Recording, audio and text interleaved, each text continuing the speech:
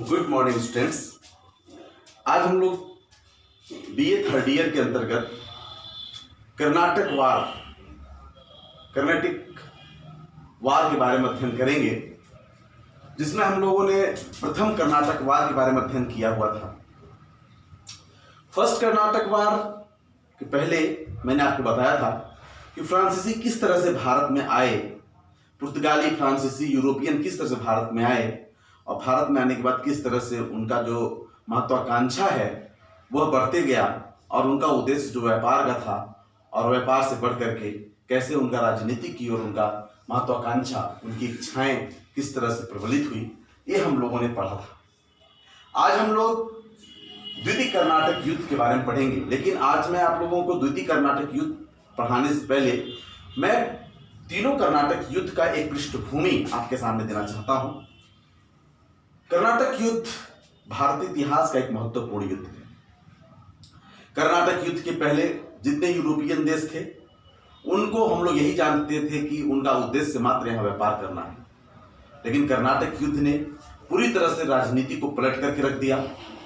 प्रथम कर्नाटक युद्ध, द्वितीय कर्नाटक युद्ध, तृतीय कर्नाटक युद्ध, 3 कर्नाटक युद्ध हुए और तीनों कर्नाटक युद्ध की अगर हम बात करें तो तीनों कर्नाटक युद्ध ने एक ऐसी पृष्ठभूमि भारतीय इतिहास की तैयार की जो विदेशी सत्ता का एक तरह से गुलाम हुआ और बहुत सारे जो यूरोपियन देश भारत में आए हुए थे, उन यूरोपियन देशों में से एक ऐसा यूरोपीय देश ब्रिटेन आगे बढ़ करके एक प्रबलित हुआ, एक बहुत ही दमकता हुआ आगे बढ़ा जो ब्रिटेन था, और उसी का राजनीतिक पृष्ठभूमि के रूप में उसी का पूरी तरह से तैयारी हुई और राजनीतिक रूप में उसी का वर्चस्व कायम रहा। अगर 17वीं और 18वीं शताब्दी की अगर हम बात करें तो आज की जैसे समय में जैसे विश्व का अगर महाशक्ति के रूप में अगर हम देखें तो अमेरिका है, वैसे उस समय की अगर हम बात करें तो उस समय विश्व के 2 देश महाशक्ति के रूप में जाने जाते थे, जिसमें एक फ्रांस और दूसरा ब्रिटेन। फ्रांस और ब्रिटेन दोनों देश पूरे दुनिया पर उनका कब्जा था। अधिकांशतः मुल्क, अधिकांशतः देश उनका प्रभुत्व स्वीकार करते थे और अधिकांशतः देशों पर उनका जो था साम्राज्य स्थापित था, उपनिवेश स्थापित था। अगर हम कर्नाटक युद्ध की बात करें तो कर्नाटक युद्ध के एक कारण नहीं बल्कि कुछ तो यूरोपियन कारण थे और कुछ आंतरिक कारण थे। तीनों कर्नाटक युद्ध की अगर हम बात करें तो प्रथम कर्नाटक युद्ध में मैंने बताया था आप लोगों को कि उत्तराधिकार, यूरोप में जो उत्तराधिकार संघर्ष चल रहा था ऑस्ट्रिया के साथ, उस उत्तराधिकार में किस तरह से इंग्लैंड और फ्रांस वहां पे लड़ाई किया और उसका असर कहीं ना कहीं देखने को मिलता था। अगर एक चीज और ये कि उस समय जब यूरोप में इन 2 महाशक्तियों के बीच में जब आपस में ठंडी थी तो जितने पूरे दुनिया में जितने भी देश थे, इनके उपनिवेश थे, साम्राज्य था, वहां पर किसी न किसी रूप में संघर्ष देखने को मिलता था या संघर्ष शुरू हो जाता था। यूरोप के संघर्ष का प्रभाव पूरे विश्व पर पड़ता था। तो यूरोप में उत्तराधिकार, ऑस्ट्रिया का जो उत्तराधिकारी युद्ध था उसका प्रभाव भारत में भी देखने को मिला। वहां फ्रांस और ब्रिटेन वहां पे जब युद्ध में छिड़ गए तो यहाँ भारत में भी फ्रांस और ब्रिटेन के मध्य लड़ाई होते देखा गया और यही कारण था प्रथम कर्नाटक युद्ध का। सबसे बड़ा कारण हम देखें तो हमने बताया था आप लोगों को, और प्रथम कर्नाटक युद्ध का मैंने बताया था कि किस तरह से पृष्ठभूमि तैयार हुई थी और किस तरह से उसमें दोनों देशों को कोई हानि और कोई लाभ नहीं हुआ। हानि तो युद्ध में होता ही है, लेकिन लाभ कुछ भी नहीं हुआ क्योंकि दोनों को संधियां हो गई और उस संधि का परिणाम यह हुआ कि फ्रांसीसियों ने कर्नाटक को अंग्रेजों को सुपुर्द कर दिया और अमेरिका का एक नगर फ्रांसीसियों को अंग्रेजों ने दे दिया। देखिए, युद्ध हो रहा है भारत में और परिणाम और संधियां विदेशी भूमि के साथ हो रहा है। तो ये एक देखने में बड़ा ही रोमांचक और बड़ा ही कह सकते हैं कि बड़ा ही इंटरेस्टिंग चीज है कि भारत में युद्ध हो रहा है और उसका परिणाम यूरोप में देखने को मिल रहा है। तो एक उस समय का यह एक तरह से राजनीतिक उठापटक कह सकते हैं था पूरे विश्व में। तो द्वितीय कर्नाटक युद्ध, प्रथम कर्नाटक युद्ध जो लास्ट में हुआ और लास्ट में जो इसका संधि हुई, उस संधि को एक्सला या ला शापेल की संधि कहते हैं, तो एक्सला संधि भी कहते हैं, एक्सला की संधि, एक्सला शापेल की संधि कहते हैं। तो एक्सला शापेल की संधि से अंग्रेजों और इनके मध्य में संधि हुई, अंग्रेजों और फ्रांसीसियों के मध्य में, और उसका परिणाम यह हुआ कि किसी को बहुत ज्यादा लाभ नहीं हुआ। द्वितीय कर्नाटक युद्ध आज हम लोग पढ़ेंगे। द्वितीय कर्नाटक युद्ध का अगर हम कारण देखें तो पहले कर्नाटक युद्ध का कारण जो था, उसकी पृष्ठभूमि जो तैयार हुई थी वो वहीं पे तैयार हुई थी, यूरोप में तैयार हुई थी। लेकिन द्वितीय कर्नाटक युद्ध जो हुआ था उसका पृष्ठभूमि जो तैयार हुई थी भारत में तैयार हुई थी। और उसका अगर हम बात करें, युद्ध के कारणों की अगर हम बात करें, तो इसमें युद्ध का जो कारण था उसमें भी उत्तराधिकारी संघर्ष था। उत्तराधिकारी संघर्ष भारत में अगर देखें तो उस समय दो राज्य थे, वे बहुत ज्यादा विकसित थे, कर्नाटक और हैदराबाद। कर्नाटक में शासन अनवरुद्दीन का था और हैदराबाद में शासन निजामुल मुल्क का था, निजामुल मुल्क का शासन था। कर्नाटक में अनवरुद्दीन का जो था शासन सत्ता, उस पर वर्चस्व चांदा साहब का था और वे कहीं ना कहीं से चांदा साहब अधिकार करना चाहते थे राज्य पर।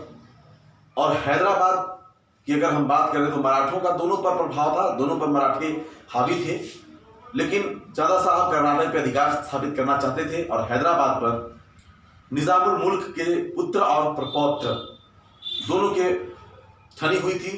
पुत्र नासिर जंग और प्रपौत्र जो था वह मुजफ्फर जंग, इनके साथ युद्ध था। जिस समय आपस में इन लोगों की राजनीतिक स्थिति अच्छी नहीं थी, आपस में इन लोगों की लड़ाइयां चल रही थी, उसी समय भारत में अगर हम बात करें तो दो यूरोपीय शक्ति बहुत तेज हावी थी, यूरोप और फ्रांस और इंग्लैंड। फ्रांस और इंग्लैंड का भी यहाँ पे वर्चस्व स्थापित करने में संघर्ष कर रहे थे और कहीं ना कहीं कर्नाटक और हैदराबाद के बीच में जो उत्तराधिकारी संघर्ष था उसका भी लाभ प्राप्त करना चाहते थे। अब हम अगर देखें तो डुप्ले, फ्रांस का गवर्नर जनरल डुप्ले बहुत ही हावी था यहाँ के राजनीतिक क्षेत्र में, राजनीतिक प्रभाव बहुत ज्यादा बढ़ा हुआ था।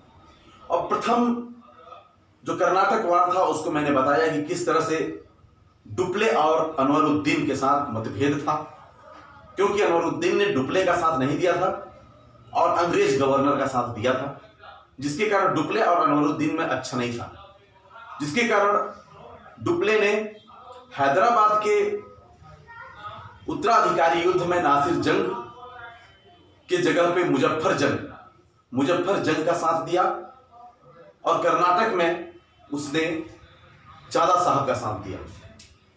इस तरह से हम देखते हैं कि डुप्ले, चांदा साहब और मुजफ्फर जंग ये त्रिकोणीय रूप में मिलकर के इसके बाद एक मतभेद, एक लड़ाई तैयार हुई, एक गुट तैयार हुआ। और अंग्रेजों की बात करें तो अंग्रेजों ने अनवरुद्दीन, मोहम्मद अली, अनवरुद्दीन का बेटा, उसका साथ दिया और हैदराबाद के निजामुल मुल्क का साथ दिया। इस तरह से एक गुट तैयार हुआ और यह गुट भी कहीं ना कहीं युद्ध का एक कारण बना। और इस उत्तराधिकारी युद्ध में अपने प्रभाव को लेकर के अंग्रेज फ्रांस शत्रुता प्रथम कर्नाटक युद्ध से ही बढ़ा हुआ था। उस शत्रुता का लाभ उठा करके आपस में गुटबाजी हुई और युद्ध कहीं ना कहीं एक युद्ध की पृष्ठभूमि तैयार हुई। अंग्रेज फ्रांसीसी एक दूसरे से दुश्मनी थी, शत्रुता थी, कहीं ना कहीं एक दूसरे से बदले की भावना थी, क्योंकि प्रथम कर्नाटक युद्ध में इनको कोई लाभ हुआ नहीं था। अतः उस लाभ की चाहत में दोनों कहीं ना कहीं राजनीतिक रूप में अपनी महत्वाकांक्षा को पूरा करने के लिए और राजनीतिक रूप में अपनी स्थिति को बरकरार करने के लिए, मजबूत करने के लिए कहीं ना कहीं ये हावी होना चाहते थे।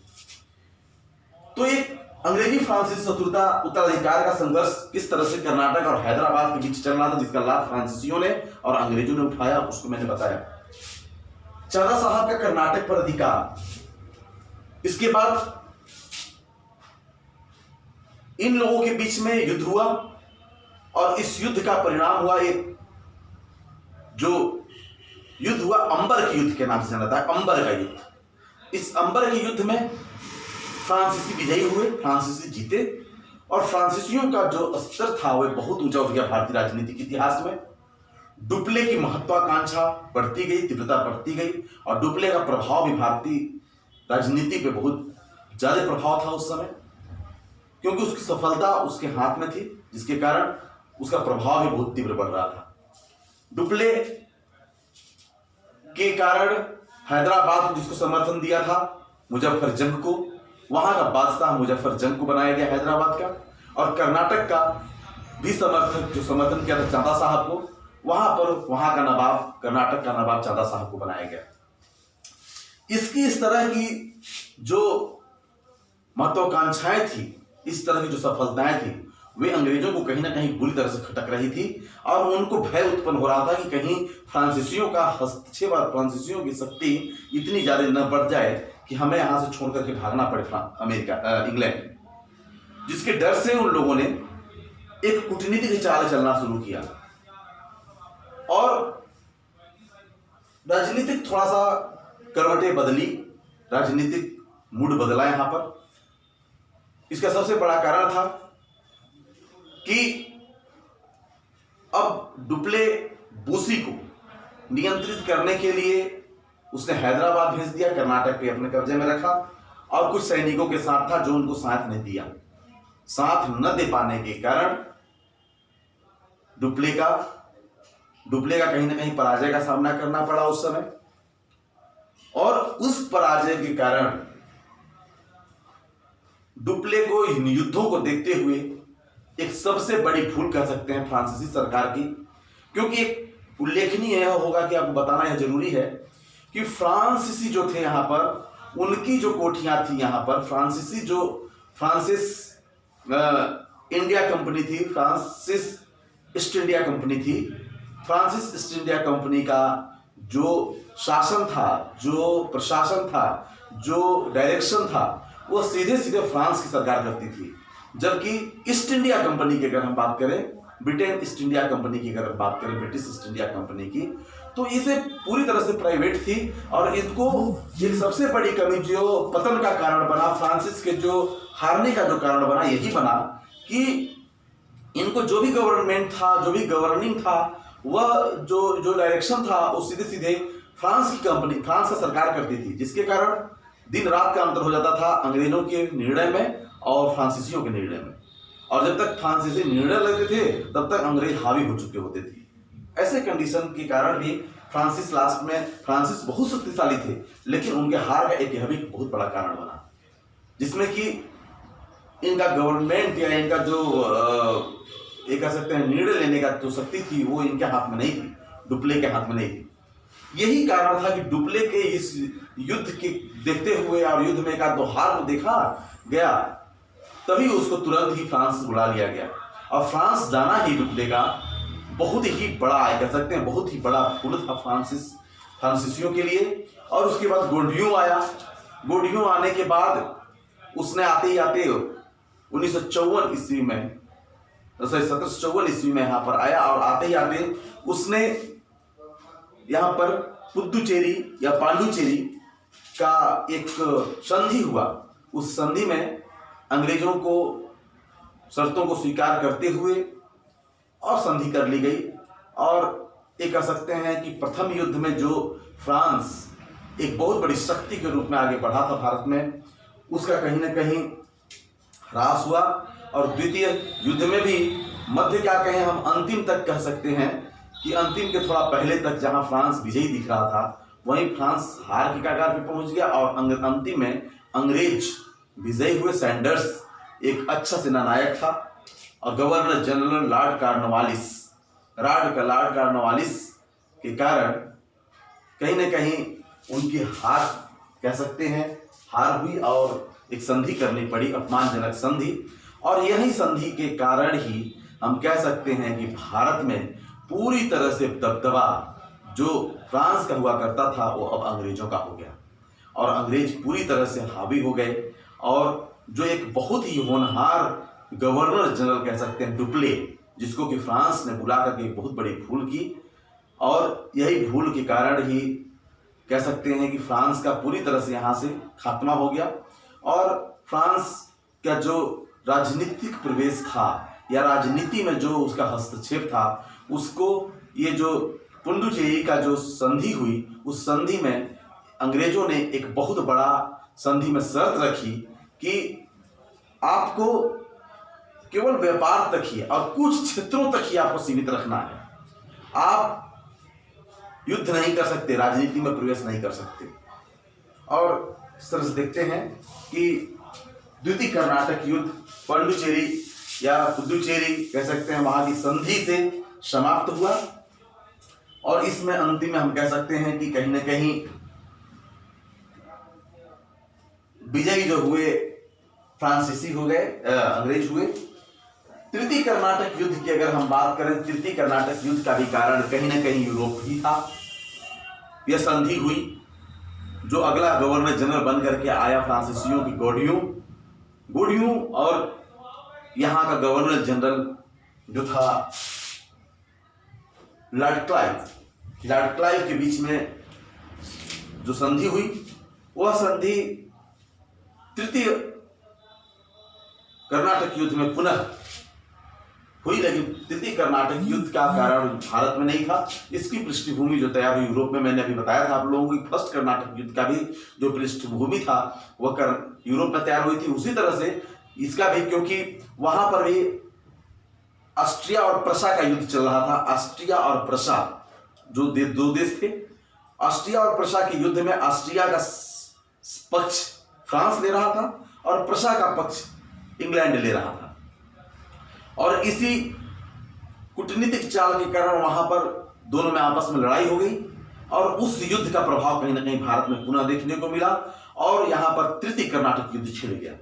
तृतीय कर्नाटक युद्ध जो हुआ वह भी एंग्लो फ्रेंच कह सकते हैं कि अंग्रेजों और फ्रांसीसियों के मध्य वर्चस्व को और यहाँ पे प्रभुत्व को स्थापित करने की बात थी।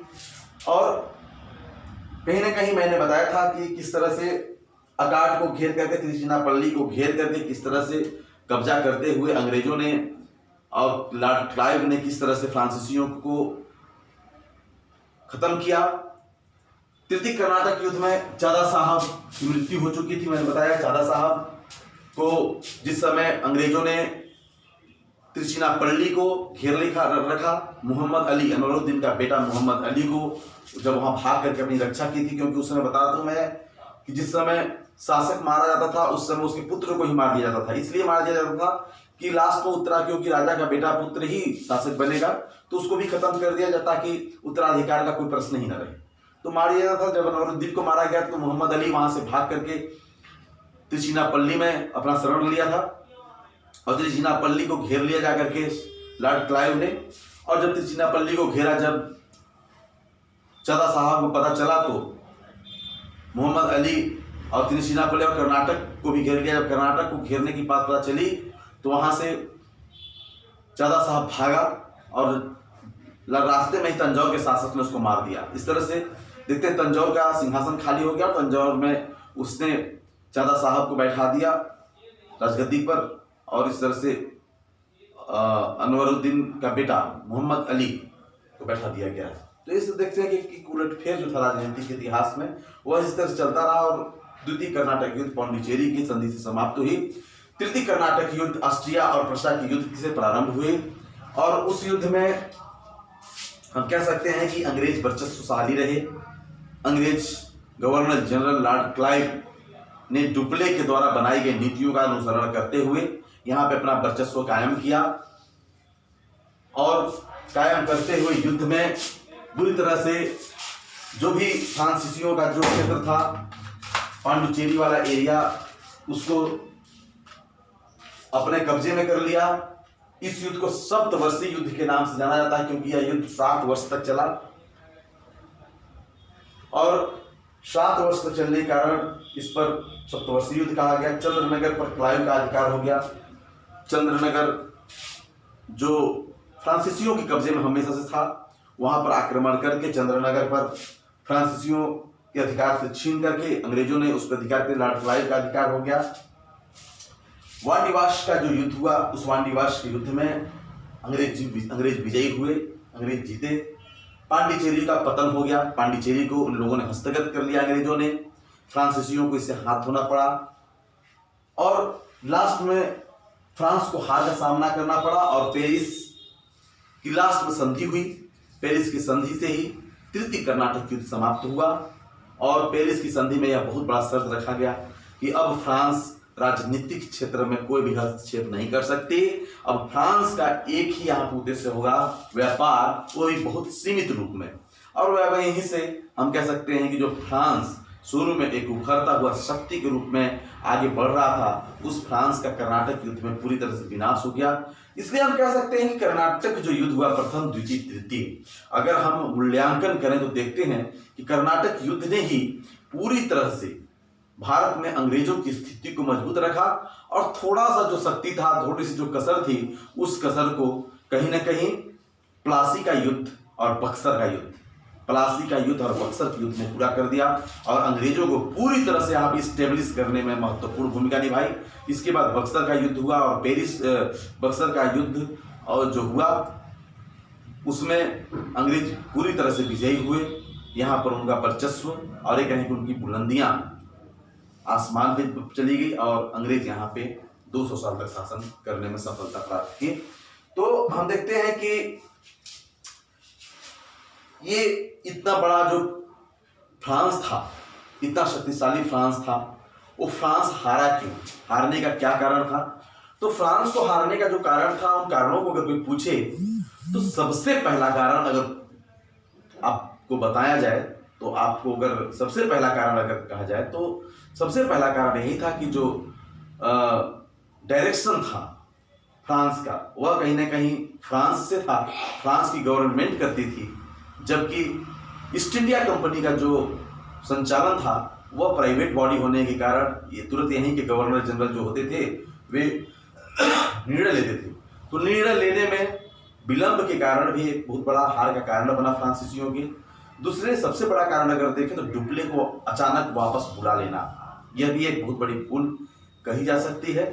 तीसरा, फ्रांस का कहीं ना कहीं जो नौसैनिक क्षेत्र था, जल सेना था, वहां उसकी कमजोरी दिखने लगी जो शुरू में बहुत ताकतवर थी। चौथा कारण की अगर हम बात करें तो सबसे बड़ा कारण यह था कि यूरोप में वह यूरोपीय युद्ध में जो यूरोप में युद्ध चल रहा था, उस युद्ध में वह इस तरह से उलझ गया कि उसको भारत की ओर उतना ज्यादा ध्यान देने का मौका नहीं मिला। ये सब कारण थे जिसके कारण यहाँ पे फ्रांसीसियों का पतन हो गया और अंग्रेज उभर करके सामने आए। ब्रिटेन का यहाँ पे कब्जा स्थापित हुआ। आज के लिए हैदराबाद आपको मैंने बता दिया, कर्नाटक फर्स्ट वार, सेकेंड वार, थर्ड वार के बारे में बताया, डुप्ले की जीवन चरित्र के बारे में बताया, किस तरह से डुप्ले ने यहाँ पे फ्रांस को एक अच्छा स्टेबिलिटी दी थी, किस तरह से उसको एक मजबूती दी थी और किस तरह से उसको बुलाने के कारण यहाँ पर जो अगले गवर्नर जनरल फ्रांस की तरफ से बन के आए पोटियू, वो उतने ताकतवर, उतने शक्तिशाली नहीं थे। जबकि अगर अंग्रेजों की बात करें तो लॉर्ड क्लाइव, सैंडर्स, आर्कुट ऐसे गवर्नर जनरल थे। आर्कुट बहुत शक्तिशाली गवर्नर जनरल था, सेनानायक था। सैंडर्स एक योग्य सेनापति था। इन लोगों ने मिलकर के अंग्रेजों को यहाँ पे मजबूती कायम की और अगर कह सकते हैं हम कि अंग्रेजों की स्थिति को सबसे ज्यादा ताकत देने का काम अगर किसी ने किया तो था रॉबर्ट क्लाइव। रॉबर्ट क्लाइव का इसीलिए इतिहास में नाम सर्वोपरि है क्योंकि उसने वही एक गवर्नर जनरल था जो अंग्रेजों की स्थिति को आसमान पे पहुंचाया, एक बुलंदी पे पहुंचाया। Thank you. अगला नेक्स्ट क्लास हम कर लेंगे। धन्यवाद।